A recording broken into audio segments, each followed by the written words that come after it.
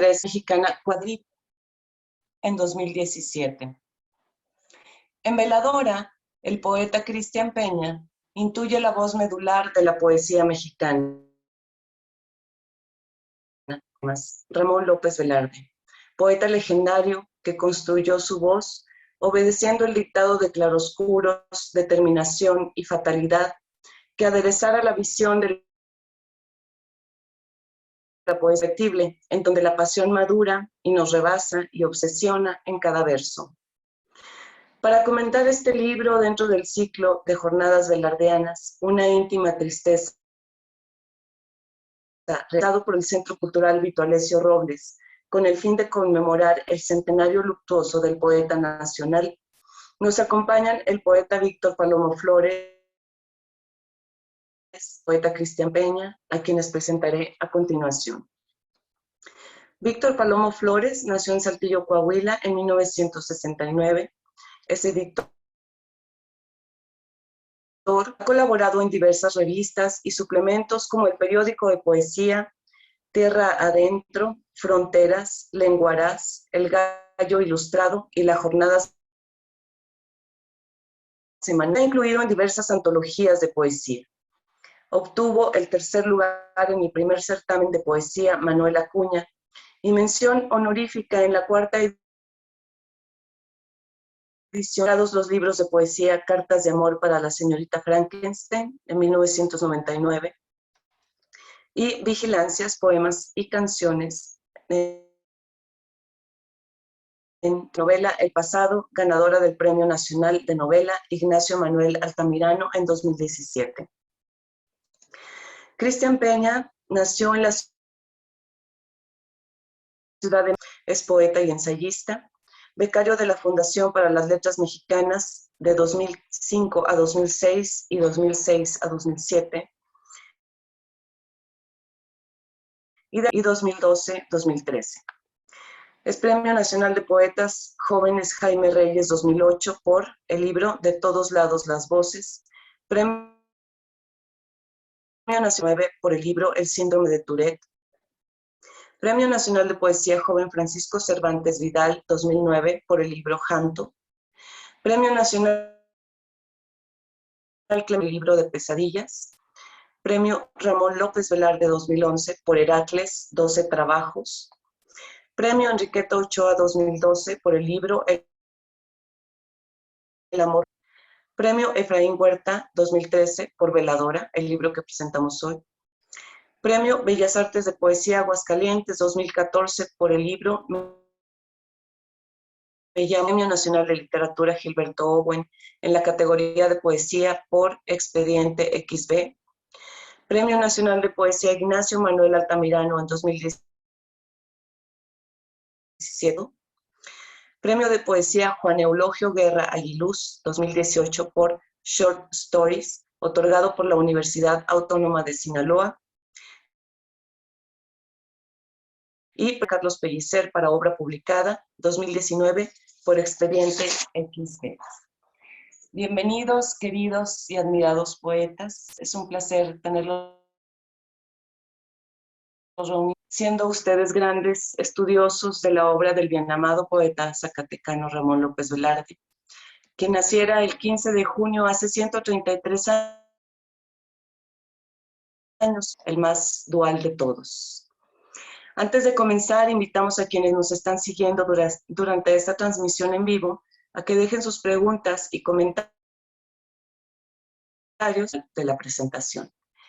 Bienvenidos todos, comenzamos con el maestro Víctor Palomo Flores. Adelante, gracias. Es un gusto para mí estar aquí otra vez coincidiendo con el maestro Cristian, maestro y amigo, para presentar que desdobla las voces y las circunstancias del poeta que ahora nos ocupa, que nos ha ocupado estos meses, que es, para comenzar, Cristian, hice un pequeño texto. Es más bien un divertimento para entrar en materia y entrar en el tema Centenario luctuoso de Ramón López Velarde. Sí, voy a dar lectura. Se llama Divertimento para presentar a Cristian.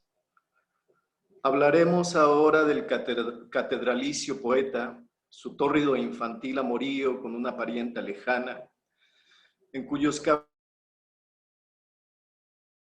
los fruto vivo del candor de las jerezanas y del pozo fantasmal y sombrío, lleno de luces, por el oro de la tía gemebunda y el dorado del oro. En el acento esdrújulo del silabario y en la pasión a solas de arder en el confesionario.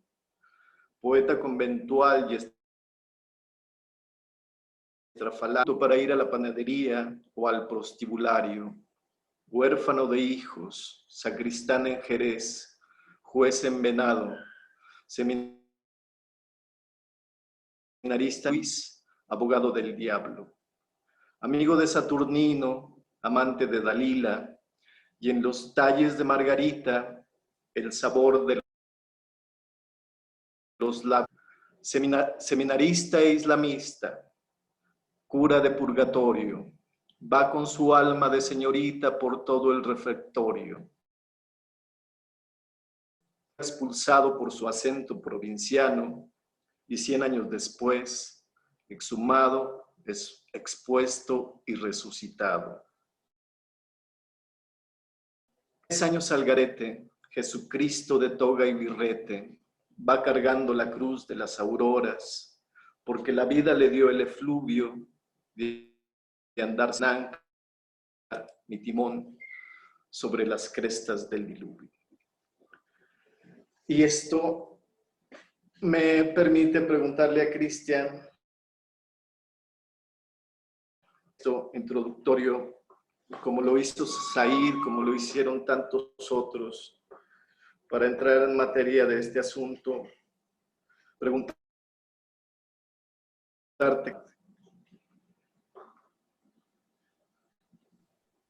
Bueno, antes de responder, quiero agradecerles para presentar nuevamente el libro de Veladora, a todos los encargados del Centro Cultural, por su hospitalidad, incluso virtual, ¿no?, que tenemos hoy día. Y un gran texto, me gustó mucho. En cuanto a quién es Ramón López Velarde, yo creo que, ¿no?, del siglo XX de la poesía mexicana, Ramón López Velarde inaugura, digamos, ¿no?, con esta tradición del siglo XX. Más de una ocasión he mencionado eso, ¿no?, que quizás la poesía del siglo XX abre con la sangre devota, con la moneda de 3 caras de Francisco Hernández. Si bien en medio de todo eso hay mundos y hay océanos de poesía, como la poesía de Bonifaz Núñez, Castellanos, con todos los contemporáneos. Pero creo que el tema con López Velarde es que es una piedra angular dentro de nuestra tradición. Y contemporáneos pudieron ver en López Velarde la influencia y en determinados casos también la oposición, ¿no?, frente al discurso. Entonces pudo haberse juzgado como provinciano, si bien quizás ese discurso, ¿no?, aparentemente provincial, a la poesía mexicana de universalidad. Entonces, creo que ese contrapunto es fundamental en López Velarde. Figura a nivel de la importancia que tiene dentro de nuestra poesía, como bien mencionas, hay muchos autores, entre muchos, fue quien yo me acerqué para indagar en el universo, no necesariamente en la vida, que para eso también hay muchas biografías y los trabajos de Sherry, pero sí en ensayar, ¿no?, la obra de López Velarde, de La balanza con escrúpulos, como mencionaba Paz. Y de la lectura, ¿no?, que Paz establecía sobre López Velarde, fue que personalmente, ¿no?, revivió, digamos, rotundamente franco. Mi primer acercamiento con López Velarde fue en la escuela primaria, donde debía aprenderme de memoria La suave patria, ¿no?, para recitar el 15 de septiembre, ¿no?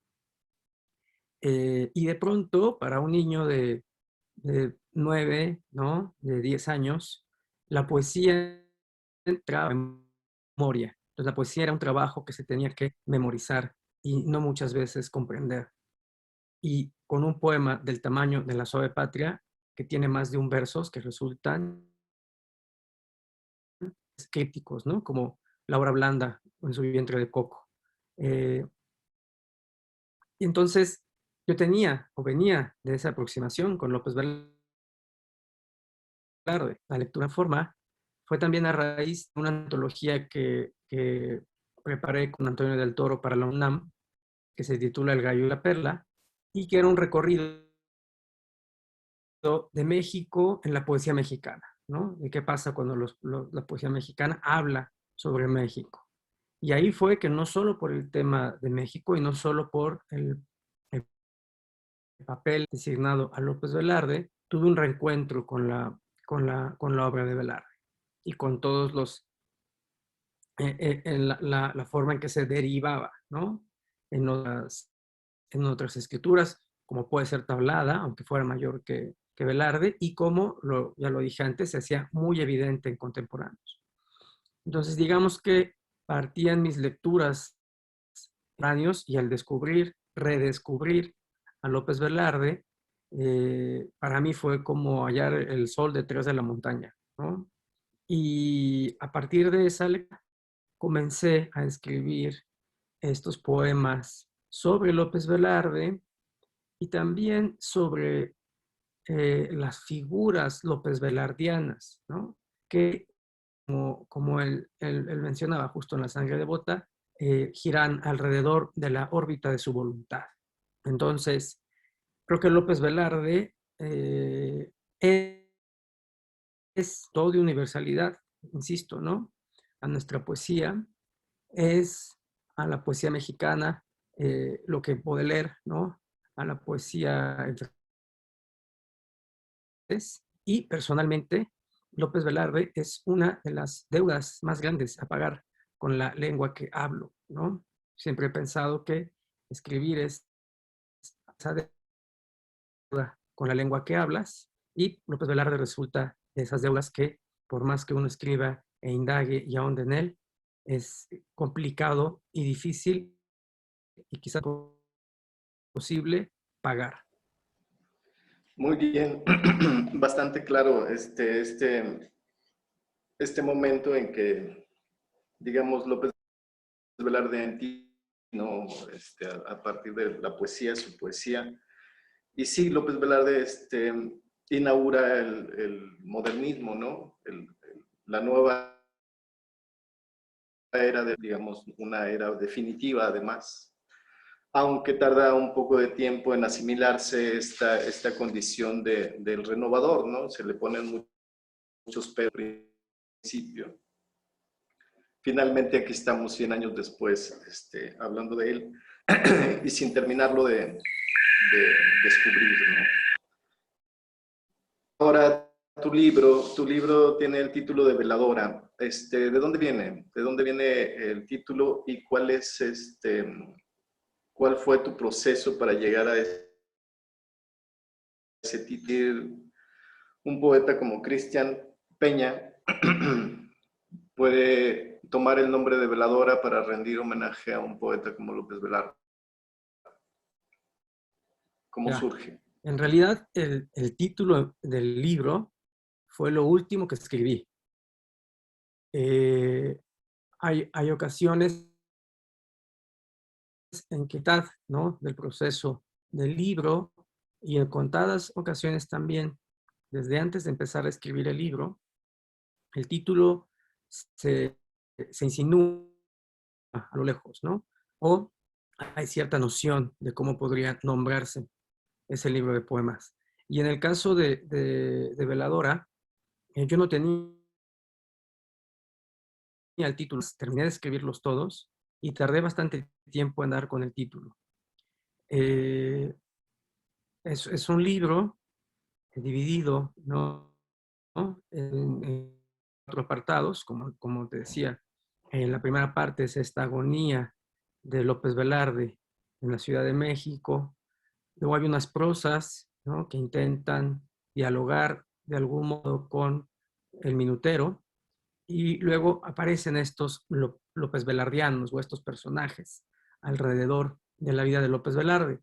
Y eso tenía que ver con una exploración a partir de una novela de un narrador francés que se llama Pierre Michon, al que admiro mucho, que tiene un libro que se titula Vidas Minúsculas. Justo la historia de Michon, su historia personal contada a través de los personajes, ¿no? Que lo circundan. Y por último, en el libro aparece un retorno al sueño de los guantes, ¿no? Que es este poema inconcluso. Y yo pensaba que no había manera de terminar el libro sino con un poema inconcluso, ¿no? Como es la sensación que experimento la obra de López Velarde. Siempre eh, me quedo pensando en esos poemas que pudo haber escrito, de haber rebasado los 33 años, ¿no? Eh, yo no encontraba el título del libro y azarosamente coincidió en una charla con un amigo, con Luis Fernando Lugo, que yo le di a leer el manuscrito, lo observó y de pronto me decía, ¿no? Es que es como si hubieras prendido, ¿no? Pues, puesto la foto de López Velarde y le hubieras puesto una veladora prácticamente, ¿no? Y como si fueras esbozando una especie de rezo. Y hay una cosa curiosa en eso, que sobre todo en el primer apartado, yo pensaba en estos versos, en algunos poemas de López Velarde, estos tercetos, que parecieran más bien como trinidades, ¿no? Eh, el más propenso de pronto al soneto o a los cuartetos. Hay algunos tercetos en su obra que a mí me parecían que en realidad está hablando como de una trinidad, ¿no? El Padre, el Hijo y el Espíritu Santo propensos, ¿no? Que es muy propenso a mencionar a lo largo de su obra. Y tenía que ver también con una primera exploración de lo que yo consideraba o veía a futuro sobre la paternidad. Entonces, estos versos de los que hablo del inicio, estas trinidades, ¿no? Supondrían en cada terceto la capacidad de poder, a través, ¿no? Del verso medido, de los esdrújulos y de la fiesta verbal, ¿no? Que encontramos en López Velarde, reunir ideas muy concisas. De tal forma que me daba cuenta que sí, que al final es como si el libro se estuviera escribiendo como si fuera un rosario, ¿no? De estos versos. Entonces vi todo el ritual alrededor de prender la vela y cuando Lugo me comentó eso, después volví a leer todo el libro y era justo la última palabra que aparecía en el libro. Entonces, sin darme cuenta, el libro ocurrió, o el título, perdón, ocurrió cuando yo no encontré ninguna otra palabra que decir al respecto. Entonces tomé esa última palabra del libro, que era veladora, y después de todo esto que comento de la charla con Lugo y demás, pensé, creo que es el título. Y es un tributo, pero también es una especie pues, velar, ¿no? Siento que es de estas cosas, lo platicaba justo con Javier Acosta, que hizo un texto introductorio muy amable, ¿no? Y muy interesante. Y me decía, es que son de esas cosas que eran tan evidentes, pero no las veíamos, ¿no? O sea, y de hecho esa veladora está en el velarde, ¿no? En el arder del que tiene, en el apellido, en el fuego que hay en el apellido y en el universo general de Velarde. Así que fue un título que en realidad llegó después de toda la escritura, algo inusual, para ser franco, en mi método de escritura, y también inusual la factura del libro, ¿no? Me parece, con ese cuidado en la versificación, en la musicalidad, que existen en los demás libros, pero que en este me interesaba hacerlo muy, muy, muy evidente, ¿no? Entonces, bueno, ya me estoy desviando un poco. Está bien, está bien. Perfecto, sí. En un principio uno toma el libro, lo empieza a leer, lo termina. Eso mi pregunta era cómo surgió, porque me parecía que era una especie de juego de palabras con el Velarde, veladora, y esta, ya ves, su madre se apellida Llamas, ¿no? Entonces hay un fuego siempre interno en Velarde, y pues a su muerte también el rito, siempre uno prende una veladora, ¿no? Entonces se me hizo muy interesante el título, pero me daba hacia un juego de palabras y de significaciones sobre el mismo poeta y su vida y las palabras que resuenan, apellidos ahí en él.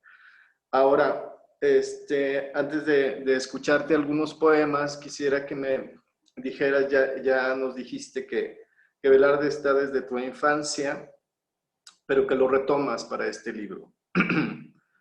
Que supongo que hay algún descubrimiento nuevo en tu nuevo acercamiento para esta escritura de este libro. Y esa es mi pregunta. ¿Con qué te encontraste al volver a López Velarde con esta idea del libro en mente, con esta idea de los poemas en mente?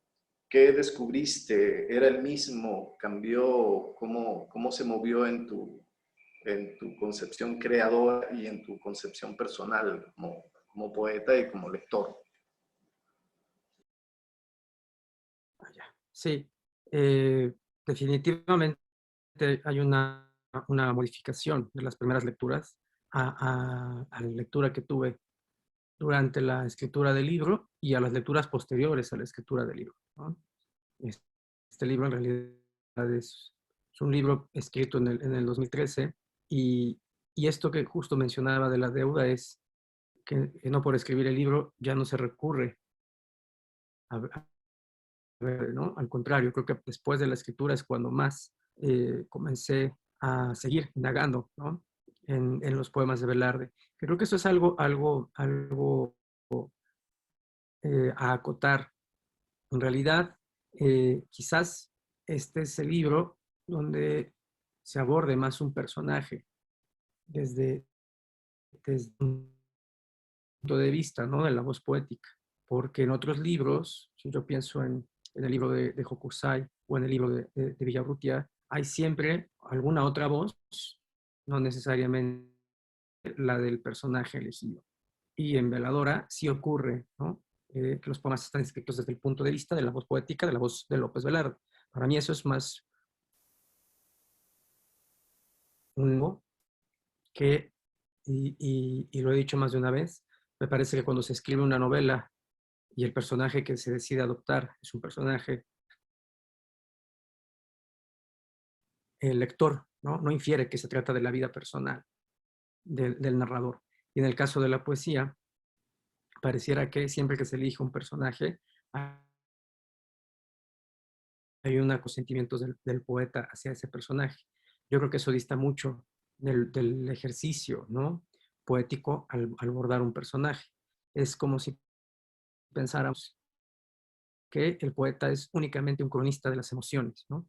O un elaborador de biografías de tiendita, ¿no? Donde puedes girarla y ver en muy pocas palabras.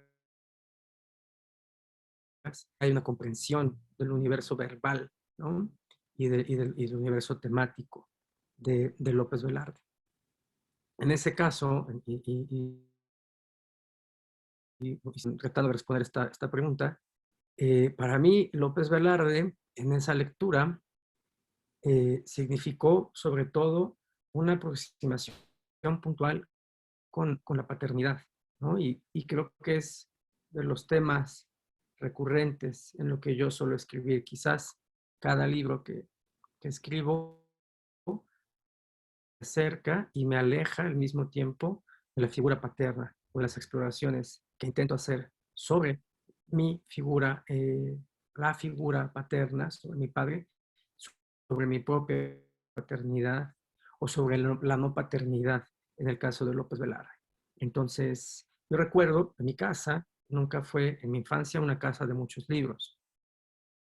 Debe ser una casa de quizás 3 o 4 libros que en realidad servían para decorar el mueble de la televisión, ¿no?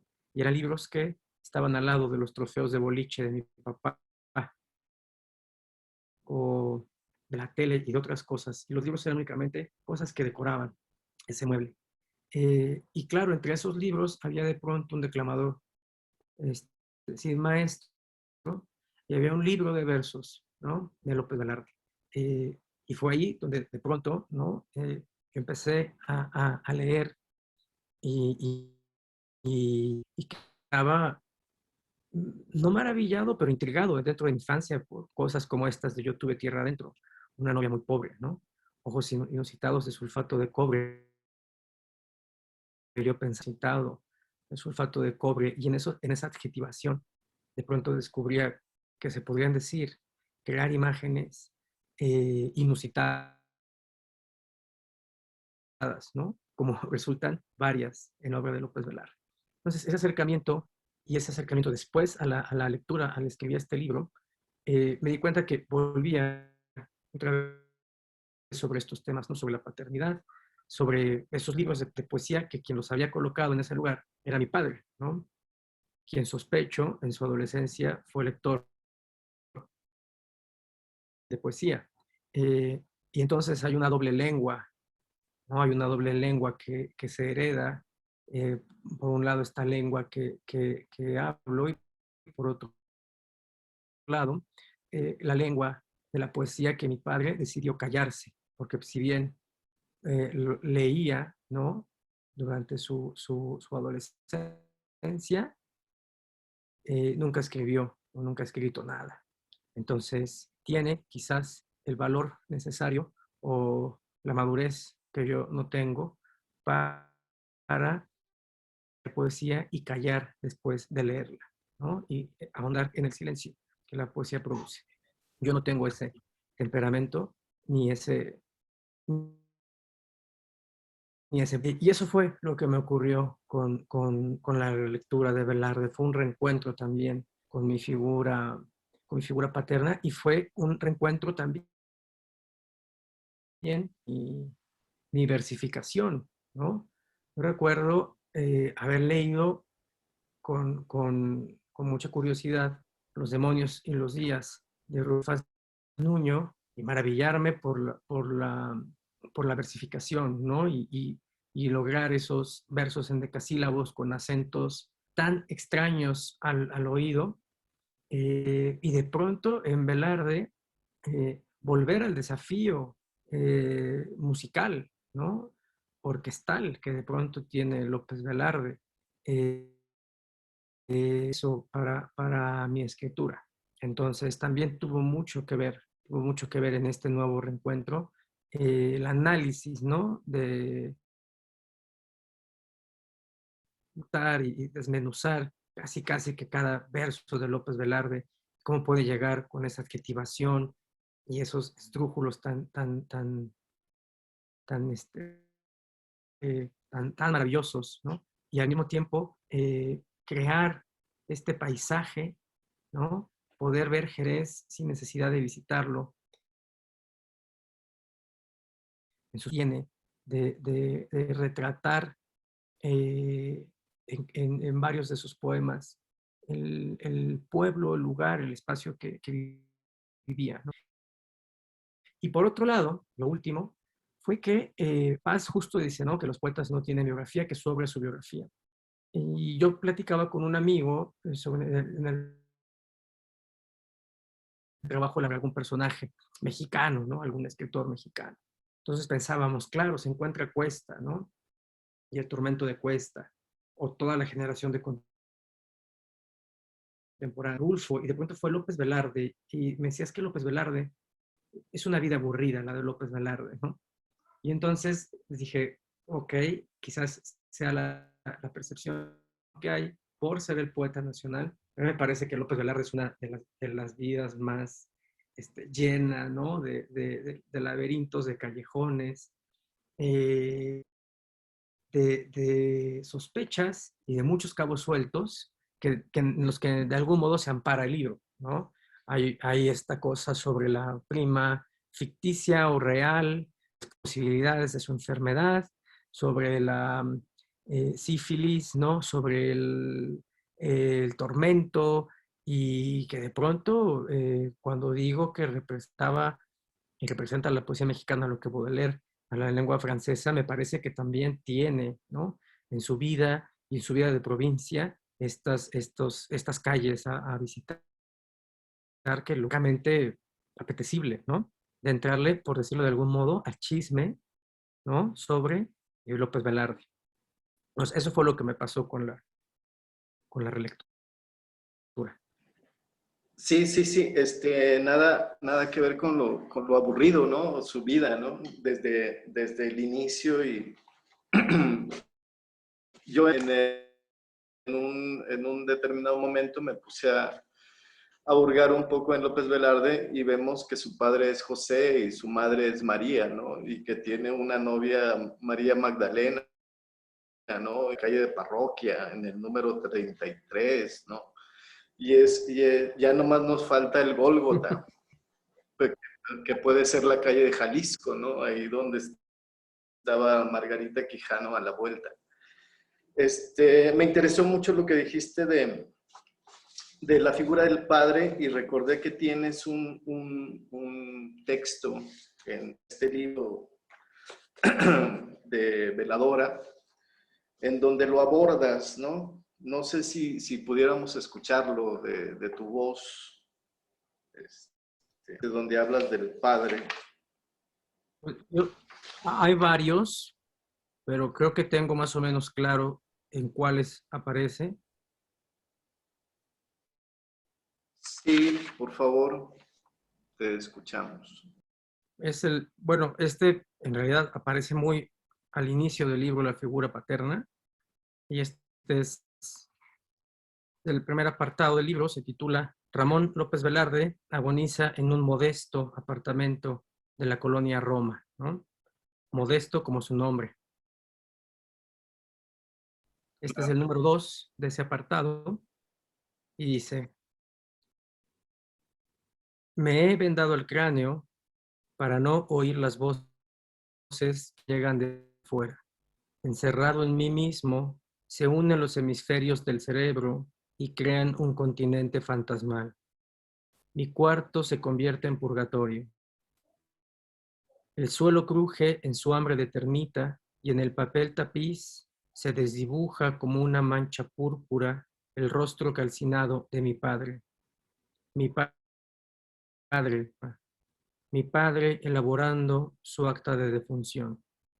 Mi cuarto está repleto de alacranes, aún con el cráneo envuelto en gasas milagrosos en el corredor y la voz de Dios como un martillo dentro de mi cabeza. Creo que hay otro que habla más puntualmente. Hijo, dame un segundo. Bueno, en realidad habla sobre el hijo, pero a la vez habla del padre. Adelante. El número 2. Estoy a punto de reunirme con el hijo que no tengo. Él se ha gestado en el vacío de mis horas muertas, en mi deseo interno de muchachas que lo han menospreciado. El soltero se casa con la muerte y el tigre se detiene a la mitad del cuarto. El ancho de mi voz y de mi espalda, el genético mal de hablar a solas, la paternal pobreza irremediable. Estoy a punto de reunirme con el odio del hijo que no tengo, con sus noches sin fiestas, sus besos no robados y su madre sin nombre ni apellido. Estoy a punto de mirarlo de frente. Solo espero que no me reconozca. Y aquí al ladito está el del papá, ya lo encontré. Creo Adelante, que adelante. es el 13. Padres me han abandonado. En medio del delirio, ya no creo en la resurrección del tercer día. La carne y la madera, enfermo. El clavo reconoce su sangre y su pecado. Me voy a morir huérfano, amarrado de piernas y de manos, sufriendo la tortura y el silencio de Dimas. Padres omnipresentes y desnaturalizados, padres sin sombra y sin oídos. Mis dos padres juristas, ¿por qué diablos me han abandonado? Creo que esos son los que hablan un poco, al menos en la primera parte. Sí, también. Y esta imagen del padre que es otro elemento en la biografía de López Velarde, ¿no? Definitorio en tanto, ¿no? El padre no quería que escribiera o que fuera poeta, y quería que fuera abogado por cumplirle una, y se vuelve abogado y poeta. Como todos los papás, ¿no? Los papás no quieren que los hijos sean poetas. Es algo curioso. Cuando yo decidí qué carrera iba a estudiar, ¿no? Mi primera opción era estudiar Derecho. Porque mi padre justo me decía que, pues quería. Y cuando después de un tiempo yo llegué con la idea de escribir poesía, pues tampoco fue muy bien recibida de inicio, ¿no? De closet, un lector de closet. Y bueno, al final nunca me acerqué realmente, pero sí, en Velarde eso es su padre, es en parte la figura del padre, es también la cruz que le toca. Y, por ejemplo, en los poemas de López Velardianos hay uno donde el que habla de su padre, y es justo el día que recibe a López Velarde en brazos, ¿no? De nacido. Pero bueno, yo creo que hay dentro de la obra de López Velarde estas referencias muy, sobre Jerez, sobre las muchachas de Jerez, sobre la patria, sobre las estaciones del año, sobre muchas cosas propias, ¿no? Del modernismo. Pero hay también un López Velarde oscuro, ¿no? O un López Velarde que en textos como en la obra maestra se puede, entre líneas, la relación que tenía con su padre o la postura, ¿no?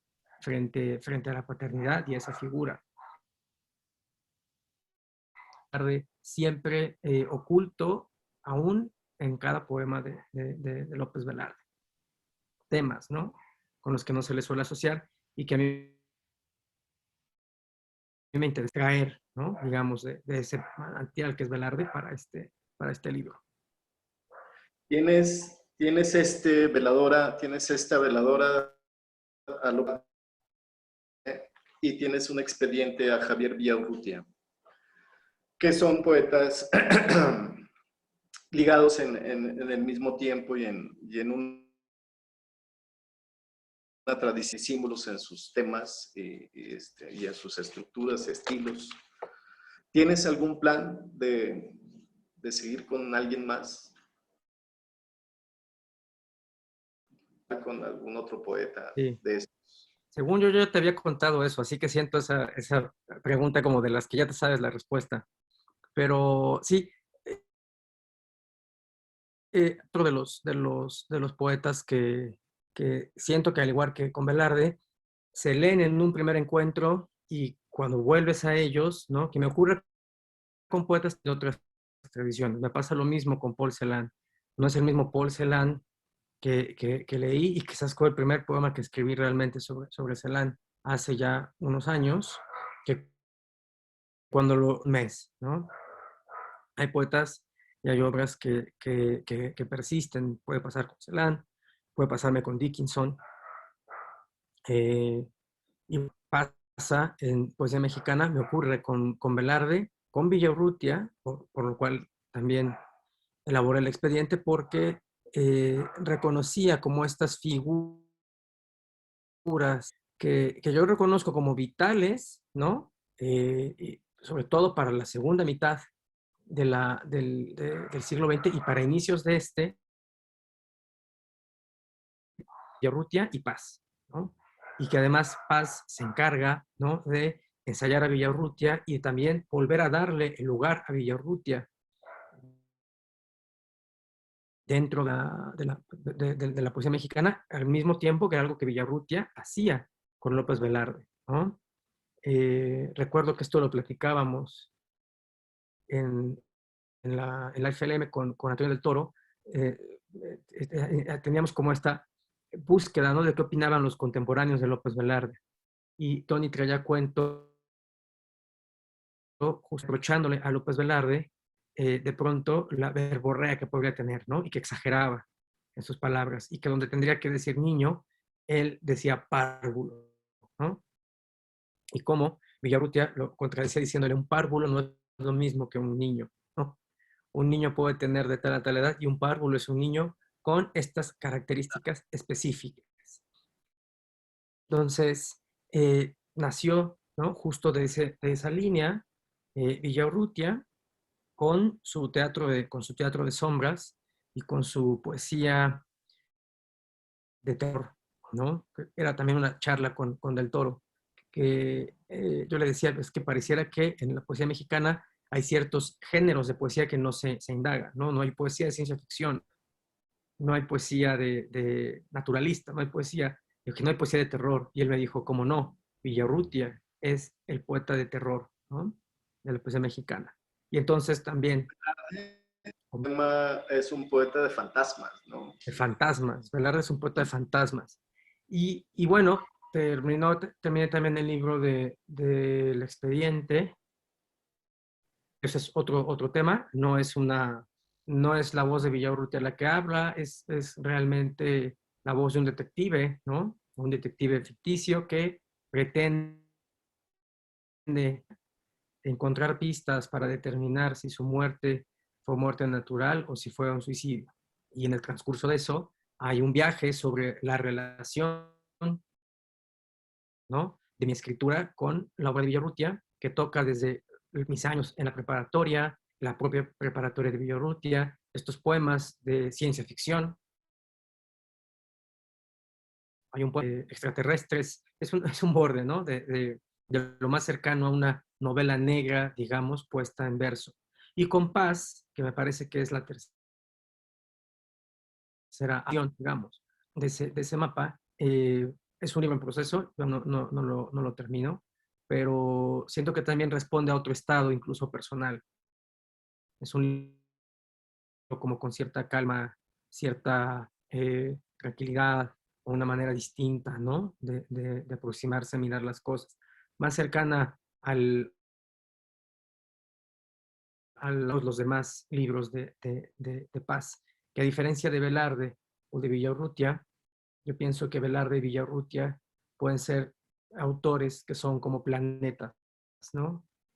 Y cada vida, planeta Villarrutia y el planeta Velarde son planetas bien constituidos, su obra es fecunda, es tal. Paz nunca lo he querido como un planeta, Paz siempre lo he pensado como un universo, y en ese universo hay planetas en los que no siempre me gusta la vida que existe en ese planeta, pareciera que hay algunos que no la tienen y hay otros que desbordan, ¿no? Pero al final del día es un universo, es una ambición formal quizás un poco más elaborada. Pero bueno, esa es la línea, justo también con una triada, ¿no? Más, ¿no? Pero también creo que el proceso es, al menos en mi caso, poder desarrollar algún libro por proyecto y también desarrollar libros de poemas por acumulación, cuya apuesta es únicamente ser el receptáculo de los distintos poemas unitarios que uno va escribiendo. Y hay otros donde la ambición estructural, la ambición formal se gesta, ¿no?, con anterioridad. Yo, francamente, creo que eso responde a veces más a mi proceso, pero me siguen pareciendo igual de complicados elaborar ese tipo de libros que el de los Suda, la gota gorda, aún frente al haiku o al poema, o al soneto o al poema breve, que frente al poema o el libro unidad, como el caso del expediente o el libro de Veladora. Muy bien, muy bien. Bastante explícito lo que nos dices. Y antes de pasarle la palabra a Audia para comentar algunas preguntas si hay del público que nos está viendo. Mi última pregunta. Mañana se cumplen 100 años de que este poeta trascendental, ya lo sabemos, ahora lo sabemos, muere. Mañana se cumplen 100 años en que está López Velarde,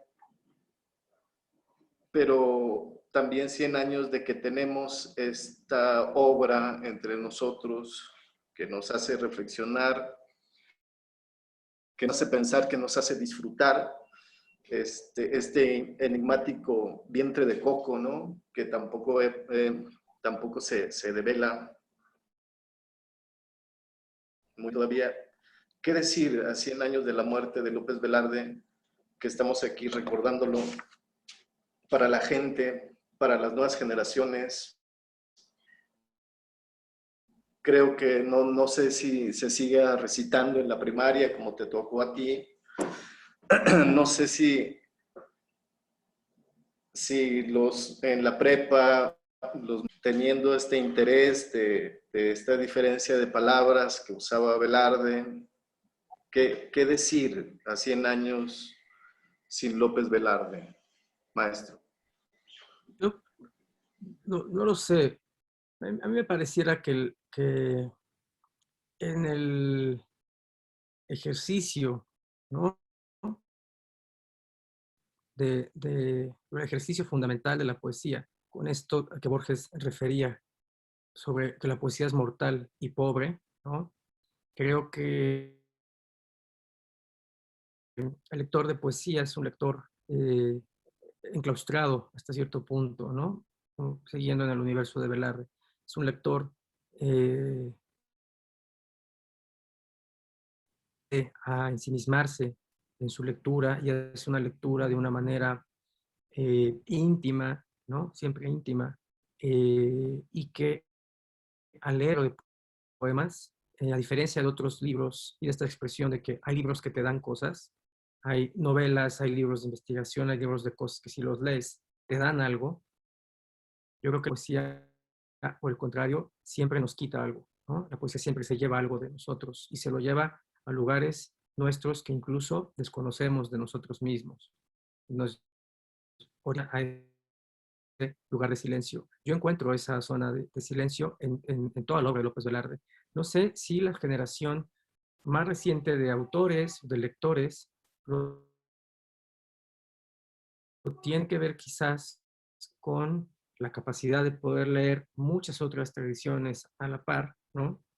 De poder optar por una lectura desde la librería, un libro digital, buscarlo en internet, ¿no? Lo descargas y en 2 segundos estás leyendo a Szymborska o a autores de cualquier otra lengua. Y no lo sé, quizás además del obvio grupo, ¿no?, de eruditos y de gente que destina su tiempo y su vida a indagar en la obra de estos autores, me parece que Velarde siempre va a encontrar su lugar en el tiempo, ¿no? Y prevalece su lugar en el tiempo para el lector que de pronto se interna en la librería de viejo, se interna en el sitio de internet, se interna en cualquier parte y al contacto con él, y si es un contacto íntimo como este que te comentaba, ¿no?, sobre lo que te quita la obra, no puede salir ileso de la poesía de Velarde.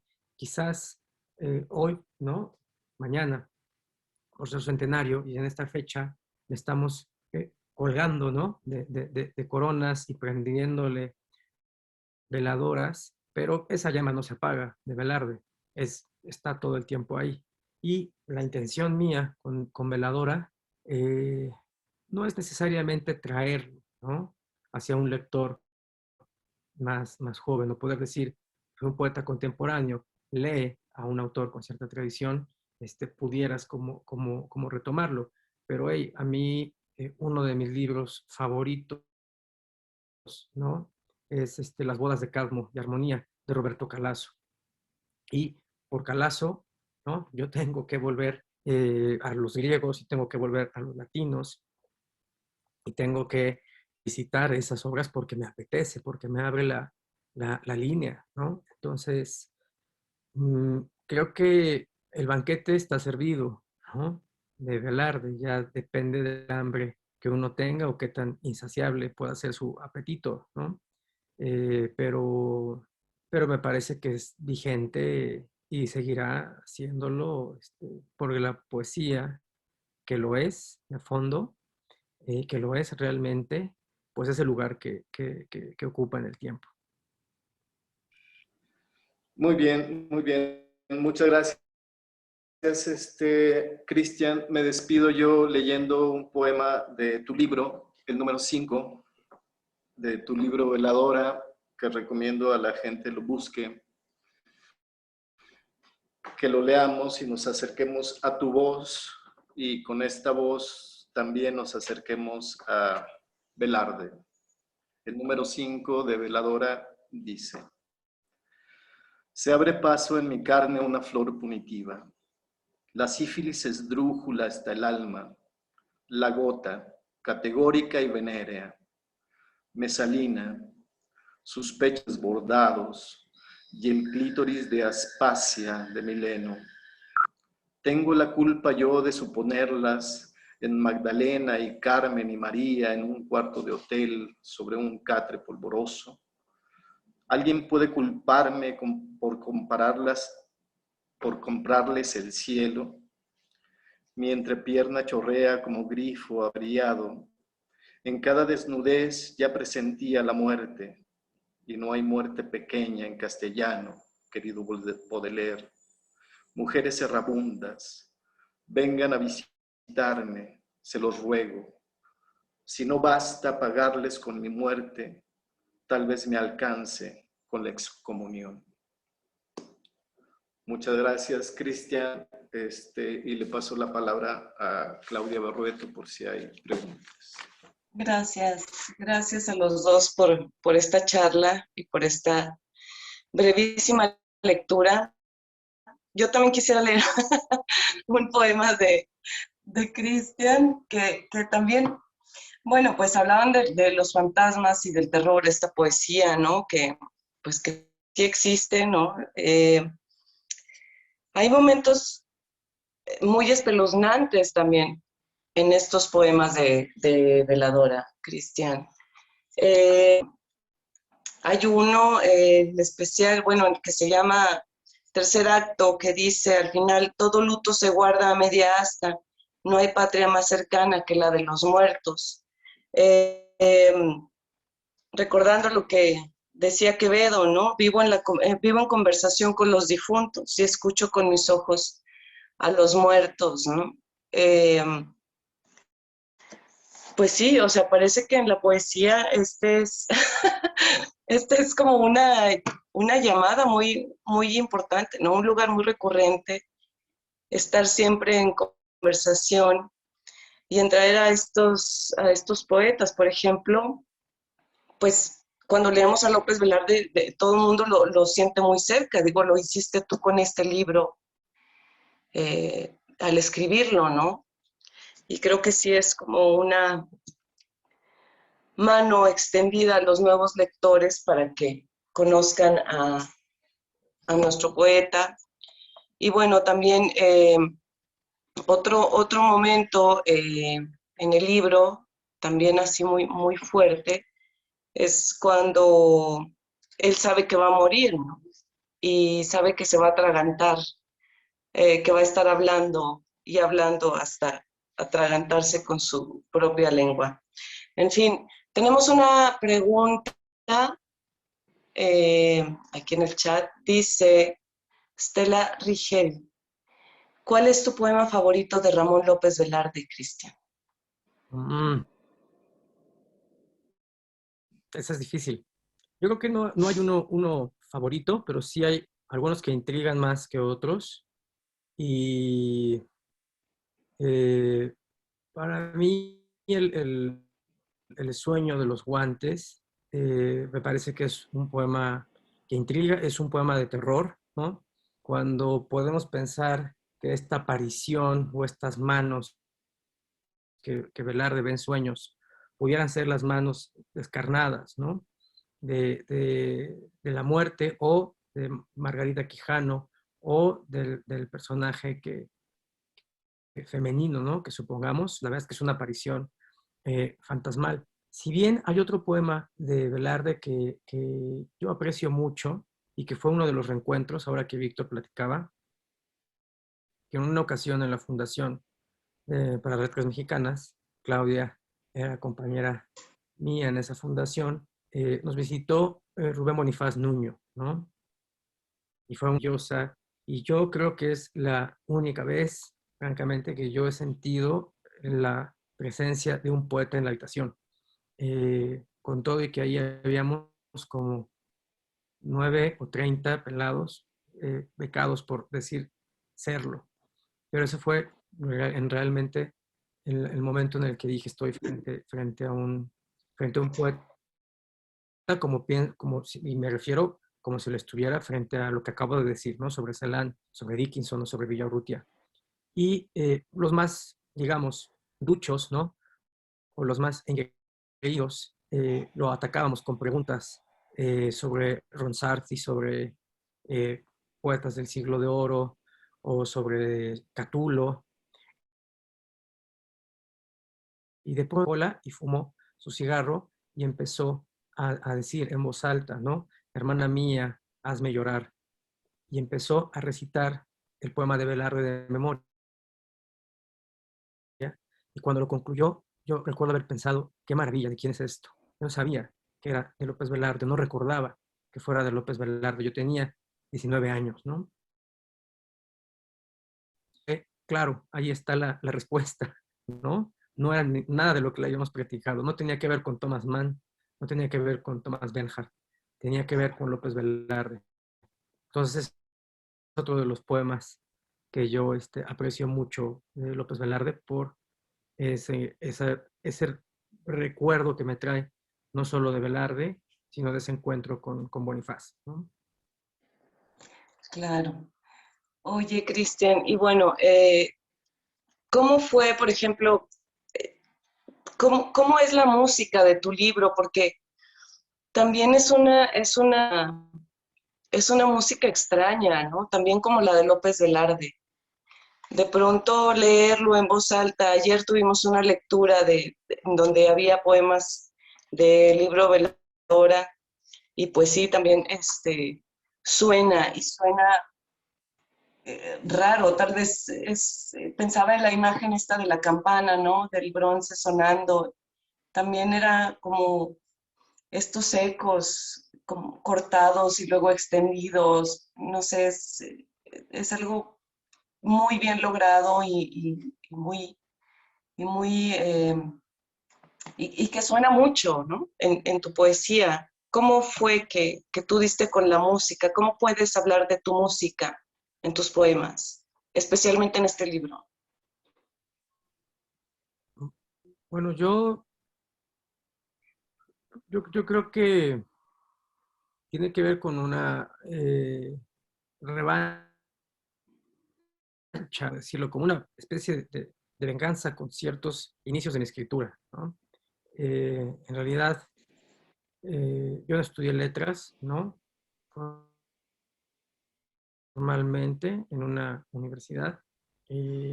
Siempre he optado más por acercarme a los libros de manera autodidacta, pero el único taller previo a uno que tuve con Antonio del Toro, que fue maravilloso, fue en Casa del Lago, yo recuerdo ese taller como una especie de internado, donde los talleristas íbamos y quien impartía el taller, teníamos 4 horas los sábados y 4 horas los domingos, y 4 horas del sábado eran destinadas a hacer sonetos, 4 horas del domingo eran destinadas a hacer estrofas sáficas, ¿no?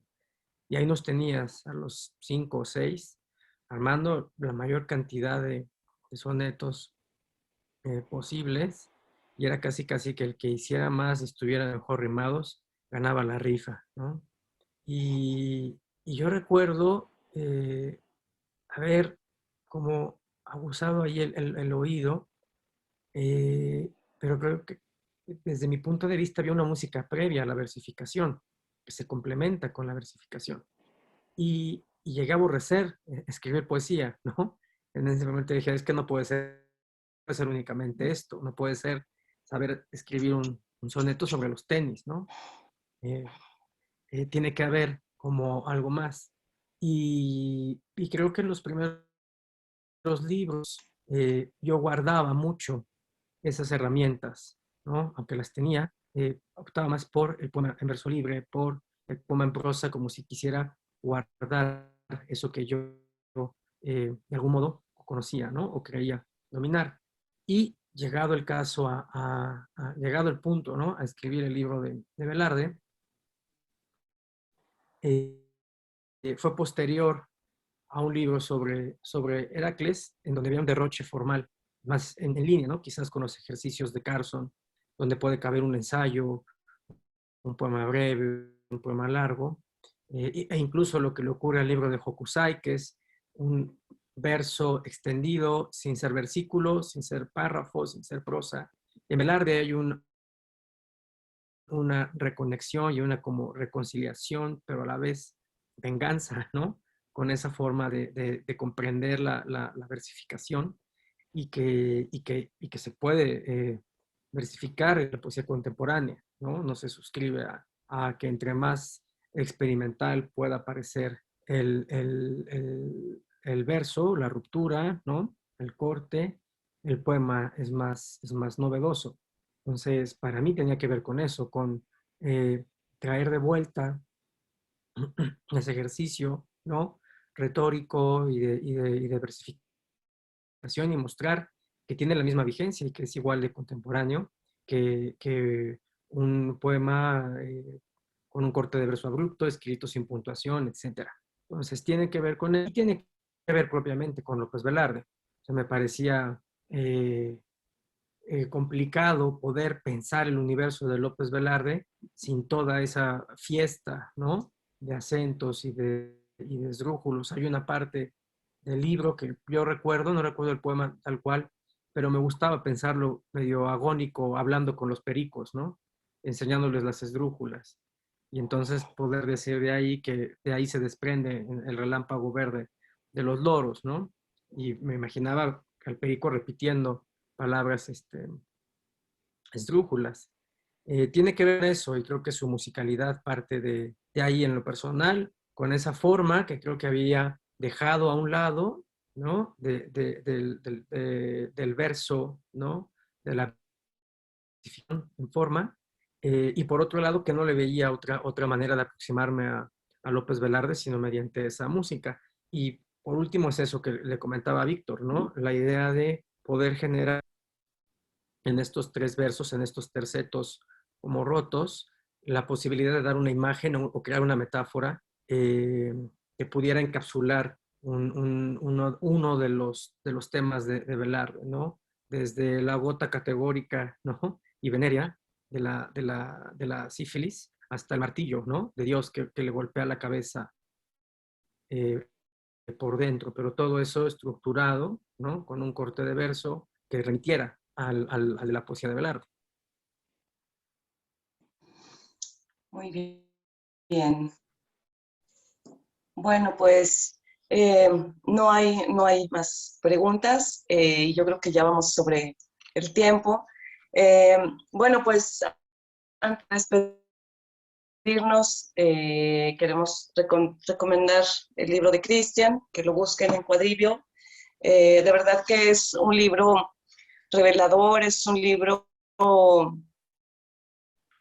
que se queda también encendido junto a la imagen del poeta nacional de Ramón López Velarde. Y pues agradecemos su atención, agradecemos esta conversación que de verdad nos ha dejado, más que con ánimo luctuoso, más con un ánimo de festejar la poesía de Ramón López Velarde y de tenerla pues siempre presente. Creo que una vez que se conoce su obra, pues no se puede alejar, no se puede tener lejos ni ser ajeno a su voz, ¿no? Les agradecemos mucho y ahora volvemos con Conchita Recio en el Secubar. Muchas gracias, un abrazo a los dos. Muchas gracias, Claudia. Cristian, gracias. Un Gracias a los abrazo. dos también. Pronto ahí en algún lugar de este mundo. Gracias. Gracias, hasta luego. Muchísimas gracias. Agradecemos al autor Cristian Peña, a Víctor Palomo, a Claudia Berrueto, esta entrañable presentación de su libro, Cristian, de su libro Veladora, y a todos quienes siguieron la transmisión. La licenciada Esperanza Dávila Sota, directora del Centro Cultural Vito Alessio Robles, les agradece muchísimo esta presentación y le felicita Cristian Peña. Les hacemos para mañana una atenta invitación a la mesa Ramón López Velarde, la devota zozobra del espíritu de estas velardeanas, que tendrá lugar de manera presencial a las 6 de la tarde, justamente mañana, a los 100 años de su fallecimiento, del gran poeta de México, aquí en el Centro Cultural Vito Alessio Robles, y participan con sus ponencias Alejandro Pérez Cervantes, Carlos Recio Dávila, Esperanza Dávila Sota, y en la lectura de poemas, Cintia Rodríguez Leija, Luz María Fuentes y Víctor Palomo. Muchas gracias y muy buenas tardes. Hasta pronto, gracias. Nos vemos. Bye.